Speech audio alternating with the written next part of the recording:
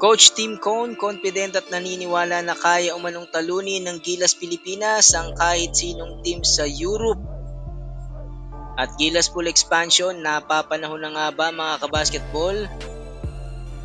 Gilas Continuity at FIBA Asia Cup preparation after ng Paris OQT, sisimula na yan kabasketball. Sinabi ni Coach Tim Cone mga kabasketball na kaya umanong talunin ng ating Team Gilas ang kahit sinong team sa Europa at confident siya sa performance na ipinakita ng kanyang team na kaya natin makipagsabayan at makipag-compete sa world stage. Ayan. Kaya nga mga kabasketball, sinabi ni Coach Tim Cone na gusto niyang i-keep itong rosters na to for 4 years.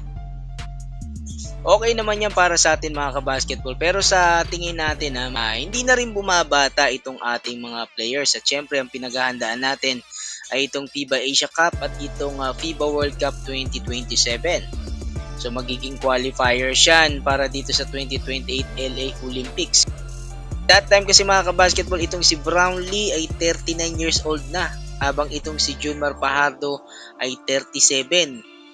36 years old naman itong si Newsam. So realistically mga kabasketball, mga out na sila sa kanilang prime at that time mga kabasketball, posible yan. Pero sure luck in naman dyan itong si Dwight Ramos na 28 years old at that time. Si AJ Edo 27 na, and then si Carl Tamayo 26 years old. At ito namang si Kai Soto ay 25 years old na at that time. So all going to their careers prime mga kabasketball. Ayan. Mga veterano natin dyan, itong sina Scottie Thompson and si Jay Perez, nasa 30 plus na yan sila, mga 33. Gayon din itong si Malonzo. Depende pa yan mga kabasketball sa kanilang kondisyon at sa injury. So yan talaga yung nagiging kalaban natin mga kabasketball. Tandaan nyo, yung injury na yan, dyan tayo napapahamak. Lalo na pag malapit na or during tournaments. And hoping din mga kabasketball na makapag-add tayo ng mga shooters kagaya nitong sina Jordan Heading o Robert Bolick.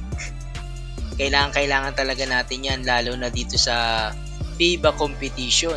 Then sa mga naturalized player natin mga kabasketball, Jordan Clarkson nandiyan pa rin. So that time siguro mga nasa 35 years old na itong si Jordan Clarkson. Si Ange Kwame naman nasa 29, and then si Benny Boatwright ay 30 years old kasi 27 years old na nga si Benny Boatwright. So masasabi natin na nasa prime pa rin yung mga naturalized players natin at kayang-kayang makipagsabayan.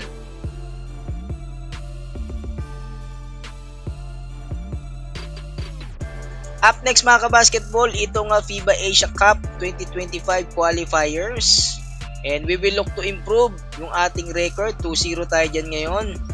And then sa November, makakalaban natin itong Hong Kong at itong New Zealand. Magandang laban yan mga kabasketball versus New Zealand. Abangan natin. And sa tingin ko mga kabasketball, yan yung ilang kailangan natin para sa mga future tournaments. At syempre, preparation na rin para sa FIBA World Cup 2027. Ikaw kabasketball, ano bang masasabi mo? Mag-comment ka na sa baba, mag-like, share, and subscribe. This is Super Chris TV.